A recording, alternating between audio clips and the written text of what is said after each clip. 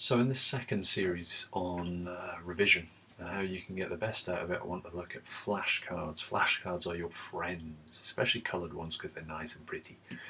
The flashcard basically is a way of getting your learning down into very, very manageable, non-threatening chunks. Think of it like distillation. If you can all remember your science, you had this big thing that boiled and it basically went through a tube and it came out pure or something like that. You get the general analogy.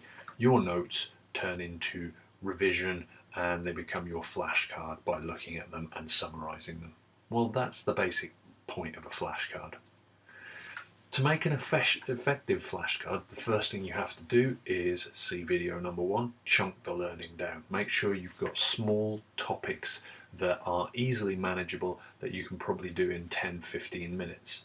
You should have one concept per flashcard, one key concept or idea at any rate, and all of the information should be able to fit on there on one side preferably. You can use diagrams, you can use bullet points, you can use pretty much whatever you want, as long as the information is really, really clear and easily accessible in a short space of time. On the back of it, it's worth putting keywords, key terms, especially ones you know you're going to get marks for using, and also possible past questions that might have been used on that concept. To organise your flashcards, well, that's dead easy. You basically build them up. If you've got colour coding, that helps you classify them by different topics. And for those of you who are a bit OCD like me, it looks really pretty. You can even have these lovely ring binders if you like. And then you can take flashcards just that little bit further. So for a start, you can write the questions on one side of the card and the answers on the other. That's a way of testing yourself, which works really nicely.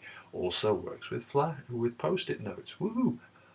You can also add a tick each time you get it right, a cross each time you have to turn it over to check, and you should be aiming to try and get facts and things like that out of the way 10 times in a row correctly, so that you know that it's going in each time.